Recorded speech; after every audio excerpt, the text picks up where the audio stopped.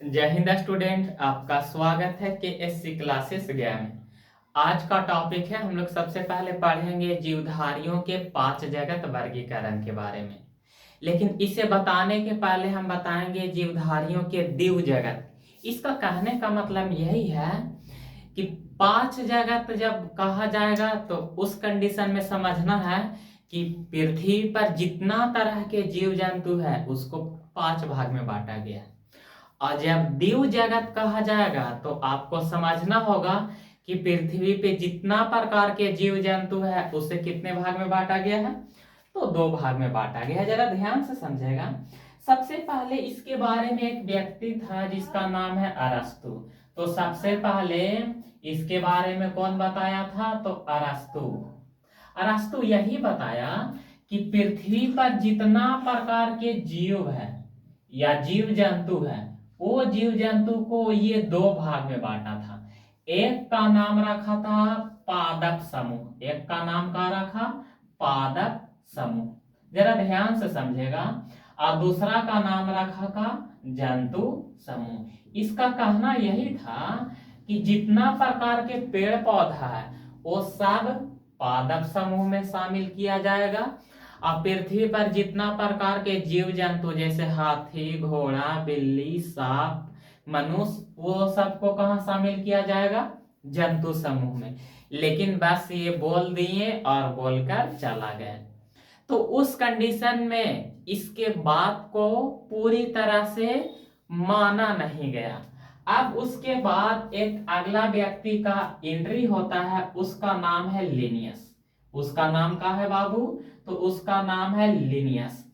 अब लिनियस यही बात को बताया, लेकिन लिनियस बताने के पहले सबसे पहले एगो का लिखा, किताब लिखा। किताब यानी जिसको क्या कहेंगे, पुस्तक।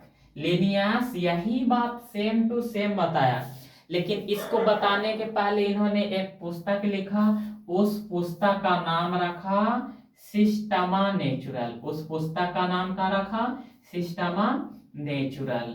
अब यही पुस्तक में लिनियस बताया कि पृथ्वी पर जितना तरह के जीव है, और यही जीव को कितने कैटेगरी में बांट दिया, 2 कैटेगरी में बांट दिया।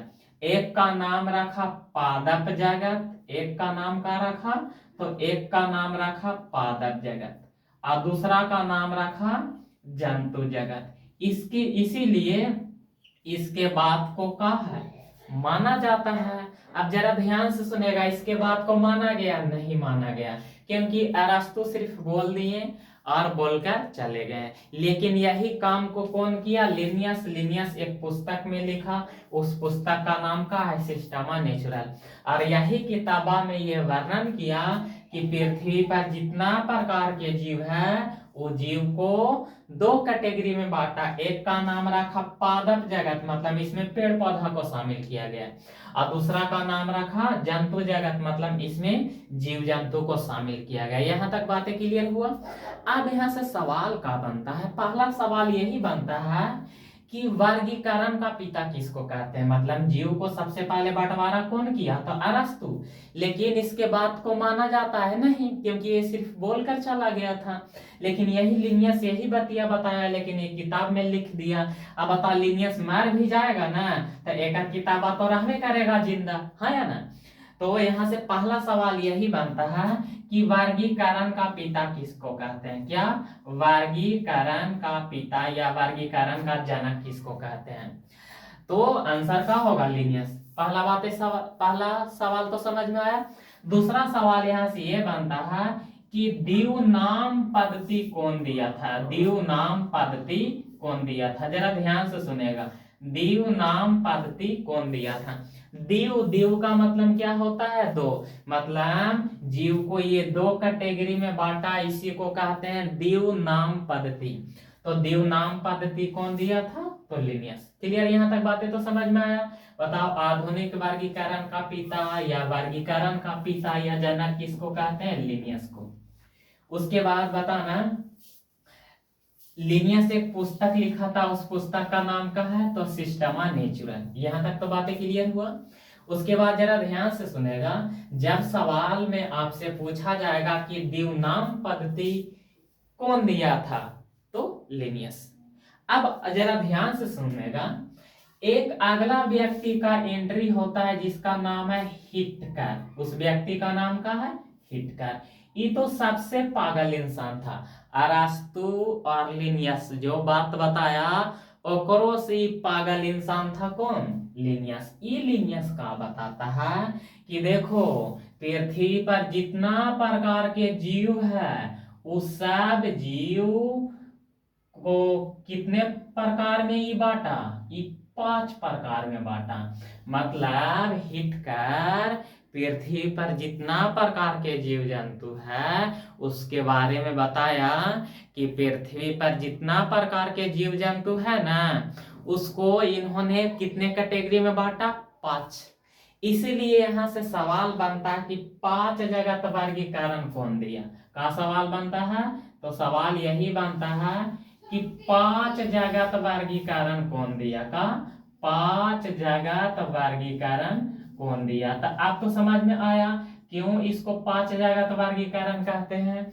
क्योंकि पृथ्वी पर जितना प्रकार के जीव जंतु था उसको ये कितने भाग में बांटा? 5 भाग में बांटा। इसीलिए इसको किस नाम से जानते हैं? तो 5 जगत वर्गीकरण के नाम से जानते हैं। और 5 जगत वर्गीकरण कौन दिया? हिटकर। अब 5 का नाम बारी बारी से याद रखना, ठीक ना। सबसे पहला का नाम याद रखना मोनेरा। पहला का नाम का है मोनेरा। उसके बाद दूसरा का नाम याद रखना प्रोटिस्टा। दूसरा का नाम का है प्रोटिस्टा। क्लियर? हाँ या ना? दोनों बात याद हुआ। पहला मोनेरा, दूसरा प्रोटिस्टा और तीसरा का नाम है पादप। तीसरा का नाम का है पादप। उसके बाद चौथा का नाम है कवक। चौथा का नाम कवक। और 5वां का नाम दिया जंतु। 5वां का नाम का दिया? जंतु। इसका कहने का मतलब क्या है वो जरा ध्यान से समझेगा। हिटकर का बताया पृथ्वी पर जितना प्रकार के जीव जंतु है उसको के कैटेगरी में बांटा? 5। पहला का नाम दिया मोनेरा, दूसरा का नाम दिया प्रोटिस्टा, तीसरा का नाम दिया पादप, चौथा का नाम दिया कवक और 5वां का नाम दिया क्या? जंतु। ये पांचों बारी बारी से पढ़ेंगे तो 5 जगत वर्गीकरण क्या हो जाएगा? समाप्त हो जाएगा। और यहाँ से कई वैरायटी के सवाल बनता है, वो आपके एग्जाम में पूछा भी जाता है। तो जरा ध्यान से समझेगा बारी बारी से। सबसे पहले हम लोग किसके बारे में जानेंगे? तो मोनेरा के बारे में जानेंगे। अब समझेगा मोनेरा किसको कहते हैं। तो जितना प्रोकैरियोटिक जीव है, क्या बताएं? जितना प्रोकैरियोटिक जीव है, जितना प्रोकैरियोटिक जीव है, ये सब के सब प्रोकैरियोटिक जीव को किसमें शामिल किया गया? तो प्रोकैरियोटिक जीव को मोनेरा में शामिल किया गया। अब तो सवाल यहाँ से ये बनता है कि प्रोकैरियोटिक जीव किसको कहते हैं? तो एकदम छोटा सा बात याद रखना, वह जीव जंतु जो बहुत का हो छोटा। अब बहुत छोटा जब होगा तो इसको हम लोग खुली आंख से देख पाएंगे? नहीं देख पाएंगे। तो वो सब के सब किस में आएगा? प्रोकैरियोटिक में। जिसे दही तो सब खाता होगा और खाया भी होगा। तो दही में क्या होता है? बैक्टीरिया। बैक्टीरिया या कहने का मतलब क्या होगा? जीवाणु। अब बताओ जीवाणु को हम लोग खुली आंख से देख पाते हैं? नहीं देख पाते हैं। तो वो किसके श्रेणी में आएगा? प्रोकैरियोटिक जीव। प्रोकैरियोटिक जीव किसको कहते हैं? समझ में आया? वह जीव जंतु जो बहुत छोटा होता है और उसकी उसे खुली आंखों से हम लोग देख पाएंगे? नहीं देख पाएंगे। उसको सूक्ष्मदर्शी की मदद से देखेंगे। तो वो सब कहलाएगा? प्रोकैरियोटिक जीव। और जितना भी प्रोकैरियोटिक जीव है वो क्या कहलाएगा? मोनेरा कहलाएगा। क्लियर? अब बताओ इतना छोटा होता है कि इसमें केंद्रक। अब बताओ इसको हम लोग खुली आंख से देख पाएंगे ही नहीं, तो इसमें केंद्रक होगा? तो केंद्रक नहीं होगा। तो यहाँ से एक बात और याद रखना, क्या मोनेरा में केंद्रक होता है? तो मोनेरा में केंद्रक शामिल नहीं होता है। उसके बाद और एग्जांपल बताते हैं, जरा ध्यान से सुनेगा। क्या बताएं? जीवाणु। उसके बाद अगला याद रखना साइनोबैक्टीरिया। क्या? साइनोबैक्टीरिया। ई साइनोबैक्टीरिया भी किसका उदाहरण है? तो मोनेरा का बैक्टीरिया। उसके बाद एक और याद रखना, आर्की बैक्टीरिया। एक का याद रखना, आर्की बैक्टीरिया। ये सब के सब बैक्टीरिया, ये सब के सब किसका उदाहरण है? बैक्टीरिया। ये सब के सब मोनेरा का उदाहरण है। यहां तक बातें समझ में आया या नहीं? क्या बताएं कि जितना भी प्रोकैरियोटिक जीव है वो सब किसमें शामिल होगा? मोनेरा में। प्रोकैरियोटिक जीव उसको कहेंगे जो बहुत का होगा, छोटा। जैसे में क्या बताएं, जीवाणु, साइनोबैक्टीरिया, आर्कीबैक्टीरिया। उसके बाद अगला सवाल यहाँ से यही बनता है कि बताओ मोनेरा में केंद्रक उपस्थित होता है? तो नहीं होता। मतलब प्रोकैरियोटिक जीव में केंद्रक उपस्थित होता है? तो नहीं होता। क्लियर? यहाँ तक बातें तो समझ में आया। अब जरा ध्यान से समझेगा। अब दूसरा बात को हम लोग पढ़ेंगे, किसके बारे में? तो प्रोटिस्टा के बारे में जानेंगे। जरा ध्यान से समझेगा कि प्रोटिस्टा किसको कहते हैं, प्रोटिस्टा किसको कहते हैं। अब इसको जरा ध्यान से समझेगा। इसमें सबसे पहला बात ये याद रखना कि प्रोटिस्टा उसको कहेंगे, यानी इसमें मुख्य रूप से किसको शामिल किया गया है? तो एक कोशिकीय जीव को शामिल किया गया है। एक कोशिकीय जीव किसके श्रेणी में आएगा? तो प्रोटिस्टा के श्रेणी में आएगा। उसके बाद एक बात और याद रखना, जितना भी यूकैरियोटिक जीव है, जितना भी यूकैरियोटिक जीव है वो सब किस में आएगा? तो प्रोटिस्टा में आएगा। जरा आप समझेगा ध्यान से। एक कोशिकीय कहने का मतलब जिसका शरीर एक कोशिका से मिलकर बना है। क्लियर? अब जरा ये समझेगा कि यूकैरियोटिक जीव किसको कहते हैं? तो वह जीव जंतु जिसका आकार बड़ा है, मतलब उसको हम लोग खुली आंख से क्या करेंगे? देख लेंगे। जैसे कुत्ता, बिल्ली, चमगादड़, मेढक, मनुष्य, हाथी, घोड़ा, बिल्ली, ये सब को खुली आंख से देख लेते हैं और इसका आकार बड़ा है, तो ये किसके श्रेणी में आएगा? तो यूकैरियोटिक। पहले ये बात याद रखो, एक कोशिकीय जीव और यूकैरियोटिक जीव ये सब के सब किस में शामिल है? तो ये सब के सब प्रोटिस्टा में शामिल है। इसका एग्जाम्पल बताते हैं। एग्जाम्पल मतलब जैसे में, जरा ध्यान से समझेगा कि कौन कौन जीव इसमें शामिल होगा। जैसे अमीबा। अमीबा तो बताओ एक कोशिकीय जीव है। उसके बाद अगला याद रखना पैरामीशियम। अगला का नाम क्या है? पैरामीशियम। क्लियर? हाँ या ना? ये बातें समझ में आया? पैरामीशियम। उसके बाद यहाँ से एक बात और याद रखना, क्लेमाइडोमोनास। और उसके बाद एक और याद रखना, यूग्लिना का, यूग्लिना। अब जरा ध्यान से समझेगा, ये जो यूग्लिना है ना, ये यूग्लिना कभी कभी पादप की तरह काम करता है। पादप मतलब पेड़ पौधा। और ये कभी कभी किसके तरह काम करता है? तो जंतु की तरह। जरा ध्यान से सुनेगा, यूग्लिना कभी कभी पादप की तरह काम करता है, कभी कभी जंतु की तरह काम करता है। अब जरा समझेगा, यूग्लिना पर जब सूर्य के प्रकाश पड़ता है तो अपना भोजन स्वयं बना लेता है प्रकाश संश्लेषण के मदद से। तो ये किसके तरह काम करता है? तो उस समय ये पादप की तरह काम करता है।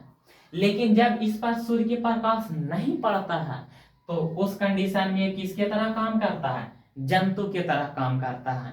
उसके बाद यहाँ से एक सवाल और बनता है कि पादप और जंतु के बीच कड़ी का काम कौन करता है? तो पादप और जंतु के बीच कड़ी का काम कौन करता है बाबू? तो याद रखना, यूग्लिना। क्लियर? यहाँ तक बातें समझ में आया?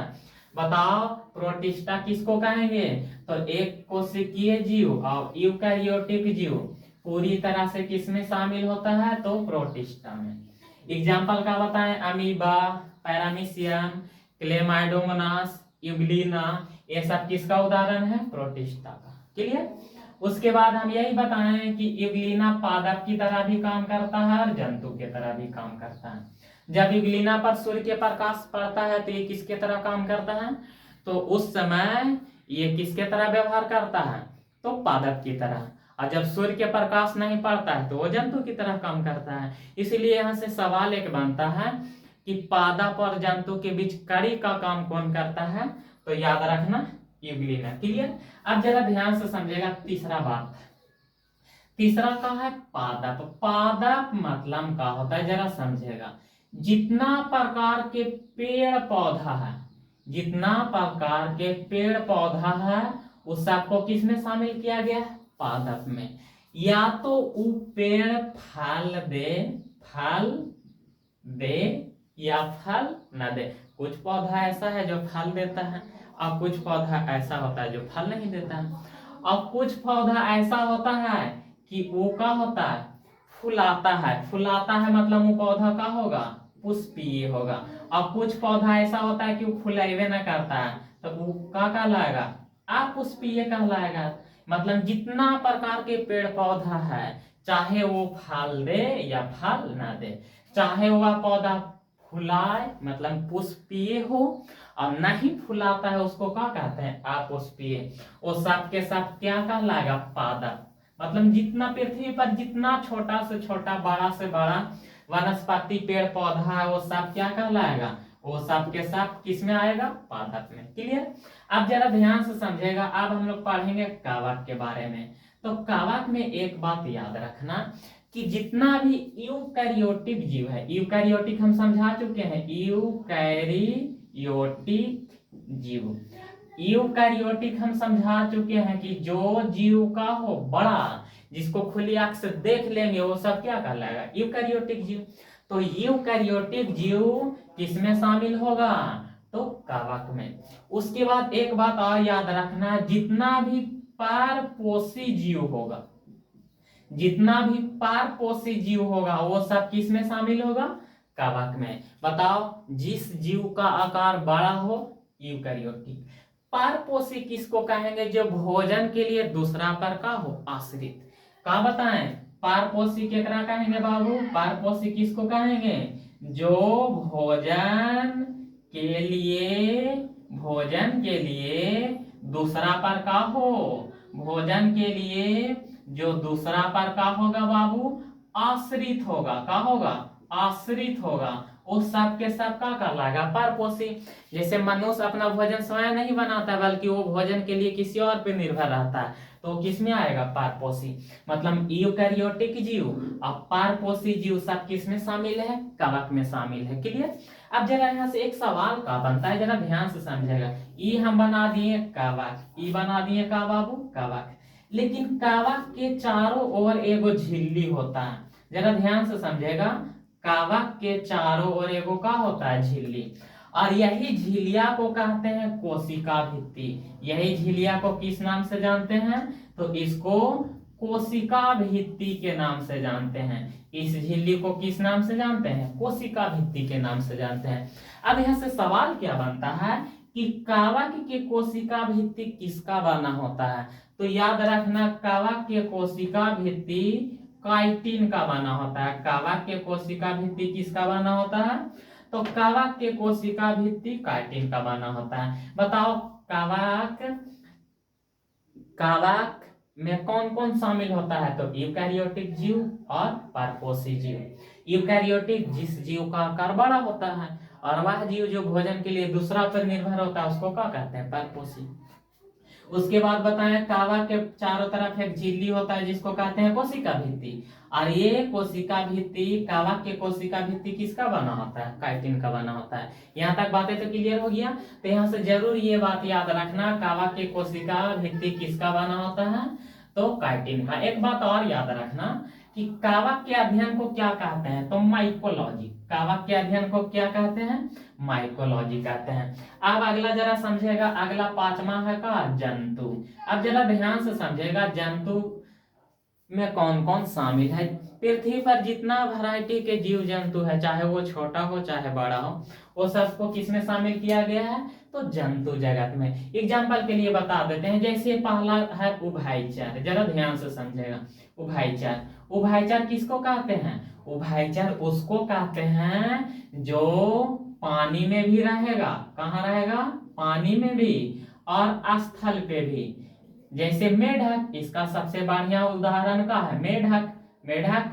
मेढक ये पानी में भी रहता है और स्थल मतलब जमीन पे भी रहता है, तो उभयचर हो गया। उसके बाद अगला याद रखना, सरीसृप का।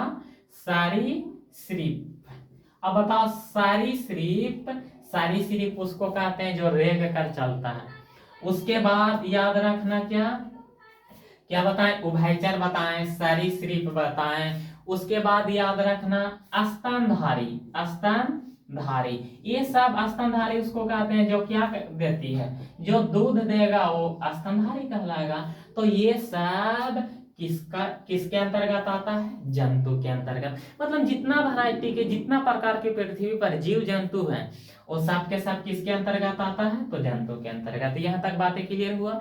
सबसे पहले यहाँ से सवाल बनता है यही कि जीव जगत प्रणाली दिया था कौन, या वर्गीकरण का पिता किसको कहते हैं, तो लिनियस को कहते हैं। यहाँ तक बातें। और उसके बाद 5 जगत वर्गीकरण कौन दिया था, तो हिटकर। लिनियस एक पुस्तक लिखा था, उसका नाम क्या था, तो उस पुस्तक का नाम था सिस्टमा नेचुरल। और यही किताबा में ये सबसे पहले जीव को कितने भाग में बांटा था, 2 भाग में। इसीलिए इसका नाम का पड़ा जीव जगत वर्गीकरण, या वर्गीकरण का पिता किसको कहते हैं, लिनियस को।